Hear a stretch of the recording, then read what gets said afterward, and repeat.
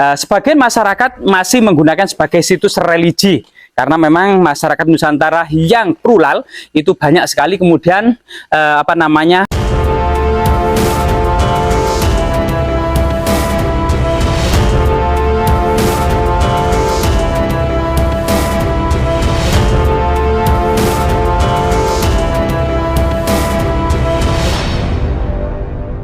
ya pemirsa, saat ini kita akan mengunjungi sebuah situs ya, atau kemungkinan menurut cerita tutur masyarakat ada orang yang bertapa kemudian membatu yang berbentuk raksasa. Jadi kita sangat penasaran apa yang dimaksud dengan seorang petani yang bertapa setelah kemudian cekcok dengan istrinya.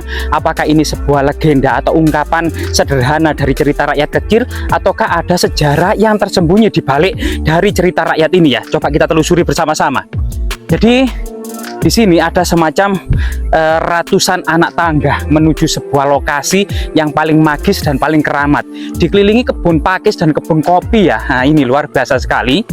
Jadi suatu ketika memang ada cerita ini sangat familiar di masyarakat desa setempat. Seorang petani yang datang dari sawahnya dalam keadaan lapar dan dahaga. Sesampai di rumah ternyata mendapati istrinya tidak memasak nasi atau kemudian makanan atau tidak menyediakan minuman, hanya kemudian bercermin, berdandan di depan cermin. Sehingga kemudian suaminya ini atau sang petani ini marah, cerminnya itu dilempar menjadi watu kocoh. Nanti kita akan kunjungi. Kemudian istrinya itu kemudian tertendang atau apa, tersungkur menjadi reco wedok atau arca perempuan. Kemudian apa namanya, dia sendiri menyesali perbuatannya, berlari ke atas gunung, duduk bersemedi, bertapa ya sambil meneteskan air mata sampai membatu. Ini adalah cerita yang berkembang di tengah-tengah masyarakat. Namun sebenarnya apa sih kisah sejarahnya? Apa hubungannya dengan peradaban kuno? Apa kemudian kaitannya dengan masyarakat dan tata sosial di peradaban kerajaan Singosari maupun Majapahit yang ternyata seluruh landasan kehidupannya berdasarkan pada agama Hindu dan Buddha? Coba kita telusuri bersama-sama ya.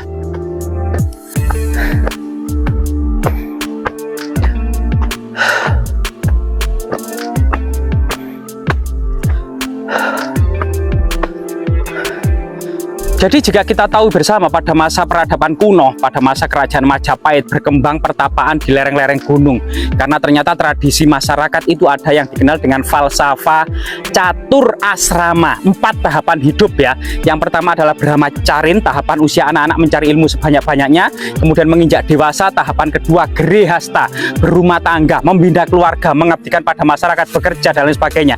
Sampai usia pensiun menuju ke tahapan wanaprasta, yaitu menuju hutan untuk bergabung dengan para pertapa, memperdalam dharma, semedi, meditasi gitu ya. Sampai kemudian tahapan keempat sunyasa, fokus meditasi sampai menjemput moksa. Jadi tahapan-tahapan ini brahmacarin mencari ilmu, grihasta berumah tangga, wanaprasa usia pensiun pergi ke hutan bergabung dengan para pertapa, sampai kemudian tujuan menggapai moksa. Ini kemudian sangat familiar pada masa kerajaan Majapahit yang terutama didominasi oleh aliran Siwa Siddhanta maupun Buddha Mahayana. Jadi coba kita telusuri ya.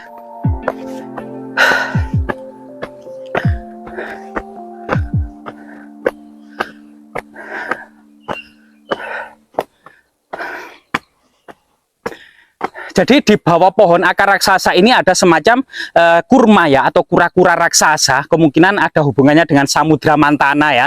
Tapi kemudian kurang terperhatikan kura-kura raksasa yang sangat besar ini yang dicengkram pohon akar raksasa ini.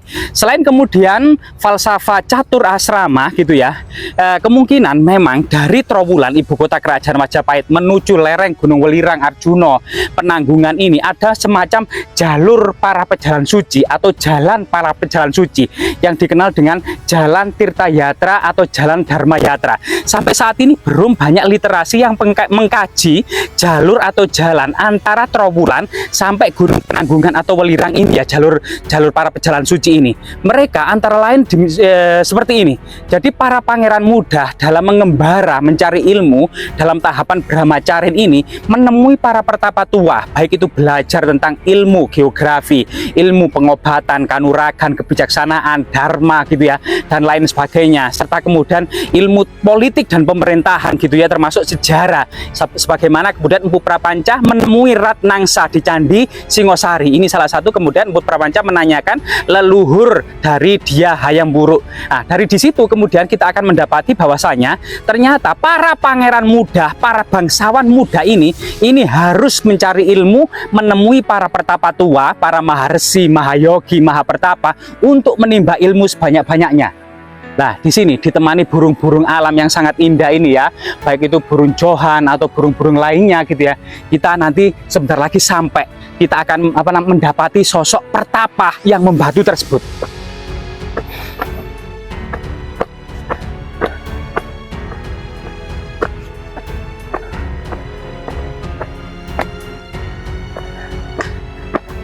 Jadi dari sini akan terlihat ya, sebuah kepala ya dengan kebijaksanaan menunduk ya ke bawah, yang kemudian menandakan sebuah tokoh yang sangat bijaksana. Ceritanya memang di masa India gitu ya, di Sakya Muni, yaitu di kota Sakya, itu ada seorang pangeran yang bernama Pangeran Siddhartha Gautama, tidak pernah keluar dari istana.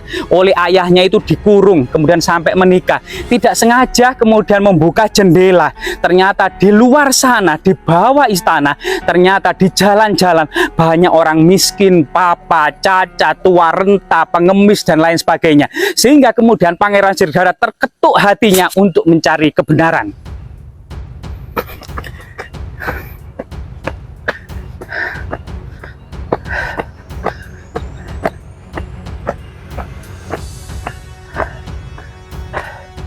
Jadi rahayu, rahayu, rahayu, rahayu, di dadanya itu memang ada semacam guratan ya, guritan pisau yang menurut cerita legenda itu waktu bercekcok dengan istrinya. Namun sebenarnya siapa sih seorang pertapa yang duduk terpenung kemudian membatu ini? Coba kita ulas menurut tradisi pada masa kuno ya. Nah ini, rahayu, rahayu, rahayu, rahayu, rahayu, rahayu, rahayu. Nah, jadi di sini sebagian masyarakat masih menggunakan sebagai situs religi, karena memang masyarakat Nusantara yang plural itu banyak sekali kemudian beragam ya, agama, tradisi, adat istiadat dan lain sebagainya, termasuk sejarah peradaban pada masa lalu. Kita mendapati arca pertapa tersebut gitu ya, dan kita melanjutkan cerita, kemungkinan ini adalah pertapa Pangeran Siddhartha Gautama atau Buddha, karena dari posisi tangannya ini menunjuk bumi. Nah gitu, jadi jika kita menengok kembali pada tradisi agama Buddha gitu ya, Pangeran Siddhartha setelah hatinya terketuk melihat orang-orang miskin papa pergi ke hutan untuk mencari pencerahan, Pangeran Siddhartha bertapa di bawah pohon bodhi sampai hendak kemudian mencapai malam pencerahan. Namun ketika hendak mencapai malam pencerahan, kemudian Setah marah mengirimkan seluruh pasukannya untuk menggagalkan pertapaan dari Pangeran Siddhartha. Namun kemudian tidak ada yang mampu. Akhirnya Setan marah pun menemui secara pribadi Pangeran Siddhartha untuk menggagalkan pencerahannya. Setan marah kemudian berkata kepada Pangeran Siddhartha, "Apa yang menjadi sebab engkau mendapatkan pencerahan?"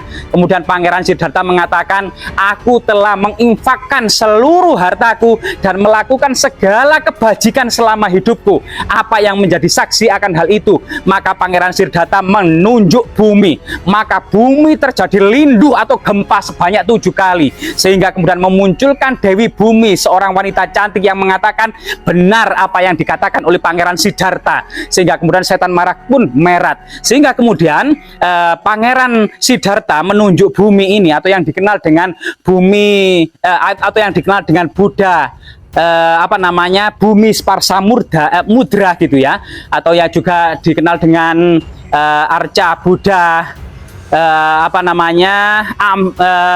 Maha Aksobhya gitu. Aksobhya ini menandakan bahwasanya apa namanya, arca Buddha yang ada di gunung ini sebagai simbol para pertapa untuk menghalau setan mara, menghalau segala nafsu duniawi yang melekat dalam tubuh, sehingga kemudian posisi arca ini sangat sederhana sekali, tanpa kemudian mahkota, hanya gelung, tanpa kemudian kelat bahu atau perhiasan-perhiasan yang menempel pada tubuhnya, tanpa sehelai kain pun, yang menandakan bahwasanya Pangeran Siddhartha ini adalah melepaskan segala seluruh ikatan-ikatan yang bersifat duniawi, fokus kemudian memperdalam dharma guna kemudian menggapai kemuksaan atau menggapai pencerahan. Inilah salah satu kemudian makna dari apa namanya, arca Buddha dengan posisi tangan atau mudra bumi sparsah mudra, sehingga kemudian diduga arca ini memang dipahat atau dibangun pada masa kerajaan Majapahit atau kerajaan Singosari, sebagaimana prasasti Gunung Budak tahun 1294 yang ditemukan di lokasi ini. Diduga lokasi ini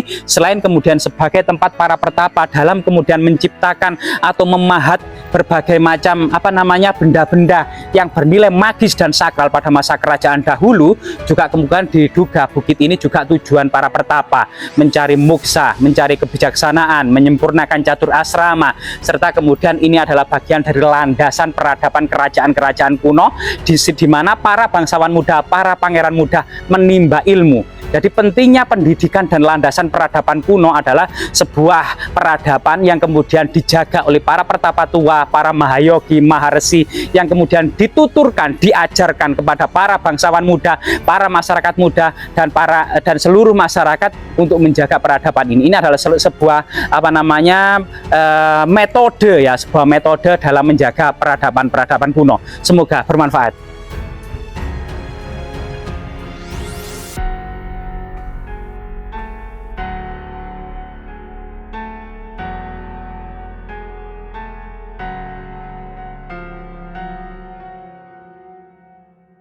Real.